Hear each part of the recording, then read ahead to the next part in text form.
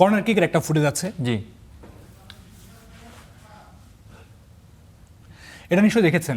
হ্যাঁ, না এই যে জোনটা আমি কি একটু বলবো? হ্যাঁ প্লিজ। এই যে জোনটা আছে, এই জোনটা হলো হামজার জন্য। স্পেশালি যখন আমরা লাস্ট ম্যাচে ইন্ডিয়ার সাথে খেলেছি, এই প্ল্যানে ছিল বলটা এক্স্যাক্টলি আপনার পেনাল্টি শুট যে জায়গা থেকে হয় সেখানে বলটা আসবে, এবং আমি তারিক ওদের ডিফেন্ডারকে আর কি ব্লক করে রাখবো, হামজা ফ্রিও ওই জায়গাটায় যাবে।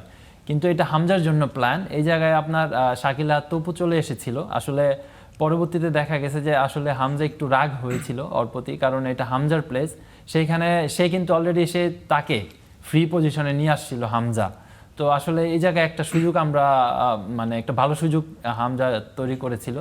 আসলে মিসআন্ডারস্ট্যান্ডিং মানে মিসকমিউনিকেশন আর কি আমি বলবো। হামজা মনে হয় অনেকটা পিছনে ছিল, সেকেন্ড বারে পিছনে ছিল, সেখান থেকে ঘুরে এসেছে। হ্যাঁ হ্যাঁ হ্যাঁ, ওইখানে দেখবেন যে তারিক একজনকে আটকে রেখেছিল যে হামজার মার্ক, সে কিন্তু তখন ওই পিছন থেকে রান করে আপনার একদম জায়গাটায় চলে আসে, বলটা এক্স্যাক্টলি সেম পজিশনে আসছে, যেটা এই জায়গায় আমার একটা প্রশ্ন আছে, সেটা হচ্ছে যে আমাদের যারা লোকাল প্লেয়ার আছেন তারা কি একটু প্ল্যানিংয়ে বুঝতে সমস্যা হচ্ছে কোথাও?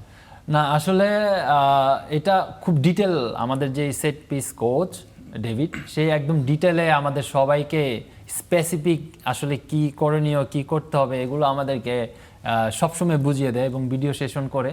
আসলে এই পজিশনে আমি বলবো যে একটু মিসকমিউনিকেশন, এবং অবশ্যই তপুর মুভটা মনে হয় ছিল সামনের দিকে, আসলে সে হামজাকে ব্লক করে ফেলেছে।